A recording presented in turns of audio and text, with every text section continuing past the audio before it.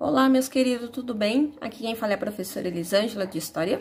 E hoje nós estaremos dando início, falando sobre a Itália fascista.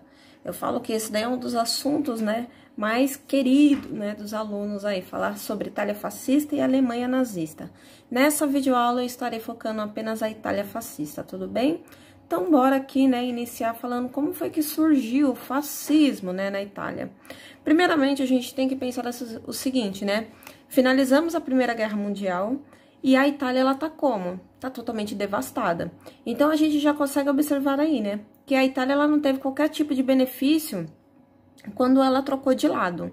Que nem eu já tinha citado para vocês durante a Primeira Guerra, que a Itália, ela vai acabar meio que traindo, vamos dizer aí, a Alemanha e o Império Austro-Húngaro. Ela vai acabar ficando do lado aí, que nem a gente já sabe, da França, da Inglaterra, e a gente vai dizer aí, que nesse caso, a Itália, ela vai ser a famosa vira-casaca. Só que ela fez isso daí achando que ia conseguir qualquer tipo de benefício, algo até que a própria França tinha prometido para ela, mas no final ela não ganhou nada. A gente já consegue observar aí, que a Itália, ela tá passando por várias crises econômicas e essa crise, ela vai se fortalecer mais ainda, com o que a gente vai chamar que é a crise de 29, que ocorreu lá nos Estados Unidos, que vai ser com a queda da Bolsa de Valores. O número de desemprego, então, meu Deus do céu, o negócio, assim, tá totalmente um caos. A indústria e a agricultura, ela tá totalmente desorganizada e não recebe qualquer tipo de investimento. Então, a gente tá vendo que tá tendo um caos generalizado aí, Muitos países vizinhos, que faz fronteira, que a gente consegue observar ali com a região norte da Itália, elas não querem receber esses imigrantes simplesmente porque elas também estão tendo seus próprios problemas e ela vai acabar meio que proibindo esses imigrantes indo para essas regiões, A gente sabe que quando alguém sai do seu país para ir para outro, é porque literalmente está, necessitando aí de melhores condições de vida. Imagine você ter saído de uma Primeira Guerra Mundial, A gente começa a observar que com todos esses cenários aí, a gente pode até colocar muito mais, porque temos que pensar no número de mortes, de feridos, Imagina aquela Itália totalmente destruída, desmoralizada, Isso acabou trazendo um sentimento muito forte do antiparlamentarismo. A gente sabe que lá na Itália, era uma monarquia parlamentar. Tinha um rei, mas tinha um parlamento. Que de fato, quem aqui governava é o parlamento, que a gente já estudou isso daí em algo, quando a gente fala sobre a Inglaterra. E a gente consegue observar que esses grupos parlamentares, que tanto eram compostos por partidos liberais, conservadores e até o próprio movimento de esquerda, eles estavam muito mais preocupados, vamos dizer assim, com a distribuição de cargos públicos, pensando em si mesmo, E isso daí vai acabar trazendo um sentimento muito forte do povo italiano, porque eles vão falar assim o seguinte: ao invés desse pessoal estar se preocupando com as nossas melhores condições de vida, eles estão se preocupando consigo mesmo.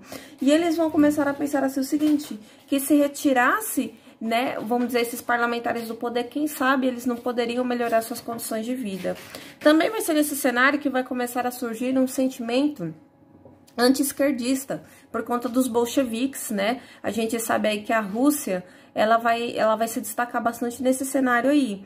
E muito desses italianos vão se ver, nesse sentimento anti-esquerdista, até porque eles viam assim o seguinte, que fazer greves, que muito desses casos era patrocinado pela esquerda, não estava trazendo benefício nenhum, pelo contrário, estava trazendo, vamos dizer assim, uma situação de mais miséria ainda, para a população italiana. E não só por isso, eles também acreditavam que o próprio partido de esquerda estava se preocupando muito mais com o benefício próprio do que um bem maior, que no caso seria a própria população italiana, tá? Vai ser nesse cenário que vai surgir esse personagem, que é chamado de Benito Mussolini, que a gente tá cansado de saber, tá? Ele nasceu no ano de 1883, e ele foi assassinado no ano de 1945, tá bom? Ele era um militante da ala radical do Partido Socialista, tá? Ele era, de início, contra a Primeira Guerra Mundial, mas a gente consegue observar que ele muda de ideia quando a Itália, ela muda de lado e começa a participar ao lado dos aliados, até porque ele achava que a Itália, ela poderia, vamos dizer assim, ser benéfica com isso, tá bom? Mas logo de início ele era totalmente contra a Primeira Guerra, porque ele sabia que o povo italiano, que já estava vindo aí de alguns conflitos por conta dessa unificação italiana, que eu já disse para vocês em outra videoaula, Isso daí, vamos dizer, ele sabia que a Itália não estava tão preparada militarmente para estar participando dessa guerra aí. Mas como já tinha entrado, então bora apoiar e bora tentar se beneficiar com algo aí do tipo.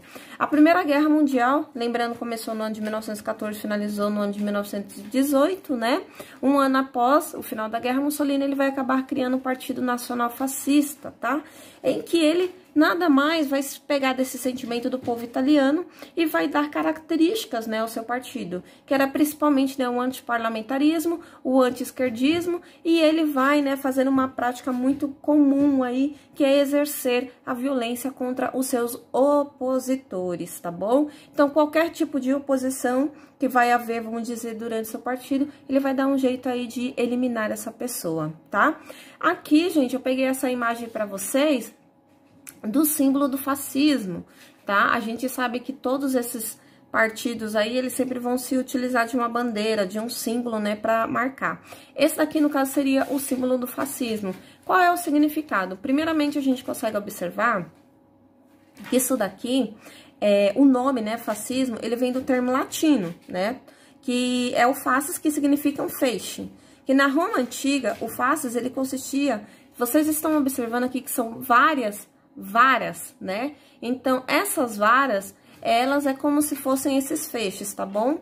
E no meio teria o quê? Um machado. O que que significa, né, esse símbolo? Dizendo-se o seguinte, que esses feixes, essas varas, né, elas quando estão unidas, elas são muito mais fortes. E que esse machado, ele tem o poder, vamos dizer assim, de o direito à vida ou direito à morte, tá? E esse instrumento era muito utilizado pelos soldados romanos, né? Então, eles utilizavam isso daqui como uma forma de abrir novos caminhos, né, para fazer conquistas territoriais, ou até como uma forma de defender, vamos dizer aí, o seu general ou a si próprio. Então, aqui quer dizer que nada mais é do que a união faz a força. E a gente observa aqui, né, pelo símbolo, que o fascismo é a liberdade, né, a libertar. Então, aqui temos, né, o símbolo fascista perante a bandeira negra, tá bom? Lembrando que os apoiadores do Mussolini, né, também eram conhecidos, eram chamados de camisas negras, tá? No dia 27 de outubro de 1922, o Mussolini ele vai organizar uma marcha sobre a capital da Itália, que nesse caso era Roma. Ele vai conseguir juntar mais de 30 mil fascistas. Qual era o objetivo, né? Era simplesmente, vamos dizer assim, colocar um terror ao rei Vítor Emanuel III. E Vítor Emanuel III, né, ele vai ser um cara, vamos dizer assim, até bastante articulado, porque ele sabe que se ele não colocar o Mussolini no poder, que ele pode perder o seu trono. Então ele acaba oferecendo, né, o cargo de Duce para o Mussolini, e o Mussolini, ele sai de Milão, né, na região norte, e acaba chegando, né, em Roma no dia 30 de outubro do mesmo ano, de 1922, e assume, né, o cargo. Esse cargo de Duce, vamos dizer, é como se ele fosse o líder dos ministros. Eu posso, assim, colocar para vocês. Então, quem de fato governava a Itália não seria mais nem os parlamentares e não seria nem o rei Vítor Emanuel, mas sim seria a figura de Duce, que no caso seria Mussolini. Tudo bem? Vamos então aqui.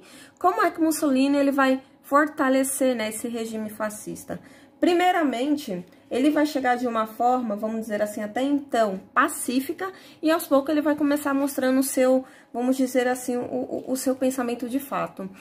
Então, logo de início, ele vai apenas colocar 4 parlamentares fascistas, tá, no governo de Vítor Emanuel III, só que no ano de 1924, com as eleições, ele vai conseguir mais de 64% dos votos para o parlamento.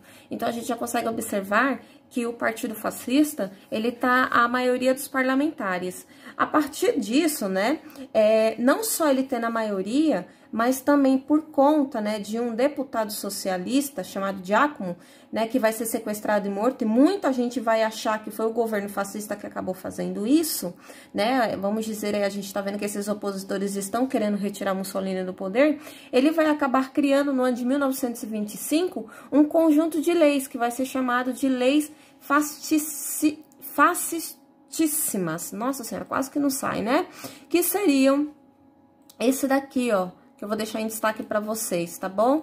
Leis fascistíssimas, tá? E o que seria esse conjunto de lei? Forma de tentar fortalecer, né, o poder de Mussolini. Entre elas, já coloca aí que o Duce, que era o cargo que ele tinha, era o responsável, vamos dizer assim, apenas perante ao rei. Ou seja, ele não deveria obedecer qualquer tipo de, vamos dizer assim, de outro cargo. Ele só obedeceria ao rei. Mas a gente sabe que, de fato, Vítor Emanuel, ele não mandava em nada. Além disso, ele era o responsável, vamos dizer assim, por fazer com que o Conselho de Ministros, ele apenas fosse consultivo, né? Porque quem, de fato, quem ia criar, quem ia ortogar, né, essas leis, seria ele mesmo. A imprensa, o cinema e o rádio, ele vai começar, né, a censurar, então deveria trazer esses meios de comunicação para o seu benefício próprio. Os sindicatos e organizações políticas não fascistas, elas vão ser totalmente, né, colocadas na ilegalidade. Ele vai limitar a liberdade de associação, ele também vai extinguir os poderes locais, ele vai sempre centralizar todos os poderes na mão dele, tá bom? Ele também vai restabelecer a pena de morte, até porque, gente, imagine quantos opositores ele não matou durante seu governo, tá? Todos os deputados não fascistas vai ser expulso, tá, do parlamento e vão perder o seu mandato. Além disso, né, ele vai fazer algo aí para agradar muito a população italiana, que vai ser, né, a Carta do Trabalho, a Carta del Lavoro, no ano de 1927, que vai ser o quê? Seriam os direitos, né, trabalhistas. Então, ele vai acabar trazendo bastante benefício, né, aos trabalhadores italianos, como uma forma, vamos dizer assim, de agradar as grandes massas e ter uma maioria aí, vamos dizer aí, de apoio ao seu governo, tá bom? No ano de 1929, ele vai acabar assinando junto ao Papa Pio XI o famoso Tratado de Latrão. O que seria o famoso Tratado de Latrão? É quando o Papa ele reconhece, né, de fato, a unificação italiana. E em troca, o que o Papa ele ganha? O que a gente conhece hoje como Vaticano, tá? Mussolini, ele também vai fazer o seguinte, ele vai fortalecer o catolicismo dentro do território italiano, tá? Além disso, né, dele colocar o catolicismo como sendo a religião oficial, ele vai falar assim, o seguinte, que o casamento religioso, ele vai receber sim um valor legal e o ensino religioso, ele vai passar, né, a ser ministrado nas escolas. Ou seja, a gente vê, né, que a Igreja Católica ela volta novamente com a sua soberania, pelo menos na região aí italiana, tá bom? A gente já começa a observar que Mussolini, além de fortalecer tudo isso daí que eu já citei para vocês ao longo do vídeo, ele vai começar uma política expansionista, né? Uma conquista territorial. Então, a Itália vai acabar invadindo algumas regiões, como a Abissínia na Etiópia, a Albânia, e também ele vai participar, né, da famosa Guerra Civil Espanhola. Essa famosa Guerra Civil Espanhola, a gente vai dizer, né, os historiadores, que ela vai ser um ensaio para a Segunda Guerra Mundial. Deixa eu só arrumar aqui, gente. Oh, meu Deus do céu, eu fui para arrumar, acabei errando. Aqui, pronto. Então, a Guerra Civil Espanhola, ela ocorreu entre o ano de... Ai, gente. Tá. Deixa eu só arrumar aqui. Entre o ano de 1936, deixa eu arrumar aqui para vocês, tá? E entre o ano de 1939. Aqui, ó. Ok, tá arrumadinho, tá bonitinho, tá certinho. Essa Guerra Civil Espanhola, ela vai contar com a participação tanto da Itália quanto da Alemanha, tá? Só lembrando que a Alemanha, ela vai fazer, vamos dizer aí, até uns testes com muitas das suas armas que ela já tinha fabricado, né? Se caso ocorresse uma segunda grande guerra aí, tá? Vamos então, né? Falamos totalmente como iniciou o auge e vamos, né, falar sobre o fim do regime fascista. Eu estou explicando aqui para vocês, mas quando eu estiver falando sobre a Segunda Guerra Mundial, né, vocês vão entender mais esse contexto. No ano de 1943, já está aí a Segunda Guerra Mundial. Lembrando que a Segunda Guerra Mundial, ela ocorre entre 1939 e 1945, tudo bem, turma? Então, no ano de 1943, a gente consegue observar que as forças aliadas, elas começam a ganhar várias batalhas. Quem seriam essas forças aliadas aí? A União Soviética, a França, a Inglaterra e Estados Unidos, tá bom? Seriam as potências centrais aí. E conforme a gente consegue observar, né, Entre alguma dessas batalhas, até o exército brasileiro vai participar de alguns conflitos na região da Itália e vai conseguir algumas vitórias. E por conta dessas vitórias, aí o Mussolini ele vai acabar sendo deposto e o novo governo, quando assumir, né, a primeira coisa que vai fazer é o quê? É mudar novamente de lado, né? Ela nada mais vai fazer o que ela já tinha feito na Primeira Guerra Mundial. E Mussolini, né, vai acabar fazendo o quê? Fugindo para a região norte, onde ele vai acabar criando uma República Social Italiana. Essa república, ela vai durar de setembro de 1943 até abril de 1945, né? Então era uma região onde ele era o grande líder. Mas claro que os aliados, eles não iam deixar, vamos dizer, Mussolini livre, leve e solto, né? E conseguem fazer uma perseguição aí. Mussolini ele vai acabar sendo capturado e vai ser executado no dia 28 de abril de 1945, tá, gente? A execução de Mussolini vai ser uma das coisas mais bárbaras. Alguns historiadores acreditam, sim, que Hitler ele cometeu suicídio, né? E ele fez o que fez com o corpo dele, que eu vou estar comentando com vocês, né? Quando eu estiver falando sobre a Alemanha nazista. Diz que foi até um ato, vamos dizer assim, de desespero, porque ele viu o que ocorreu com o Mussolini, que até então era um grande amigo seu, né? Lembrando que Hitler, ele era um grande admirador de Mussolini. E, assim, a morte de Mussolini foi uma coisa bem bárbara, tá bom, gente? Claro que acabou sobrevivendo, né, alguns, vamos dizer aí, do partido, né, social italiano, e eles acabaram criando o que a gente conhece como o Movimento Social Italiano, né, que seria um novo partido político aí que, vamos dizer, ficou em pé até o ano de 1995. Após esse ano, né, algum desses membros juntaram força com a força da Itália e criaram um novo partido chamado Povo da Liberdade, que existe aí até os dias atuais. Pegando algum desses remanescentes, tem uma Alessandra Mussolini, que nada mais é do que a neta, né, do próprio Mussolini, e ela sendo totalmente, vamos dizer, contra esse ideário aí da Aliança Nacional com a Força Italiana, que seria o Povo da Liberdade, ela vai acabar criando seu próprio partido fascista, que vai ser chamado de Ação Social, que também está aí presente até os dias atuais. Tudo bem, gente? Bem, eu espero que vocês tenham gostado, né, de falar um pouco sobre a Itália fascista. Nós estaremos, né, voltando, abordando mais esse assunto quando a gente estiver falando sobre a Segunda Guerra Mundial. Tudo bem? Bem, gente, se caso vocês tiverem alguma dúvida, podem colocar nos comentários aí que eu estarei respondendo para vocês, tá? Até o próximo vídeo, turma. Beijo, beijo, tchau, tchau.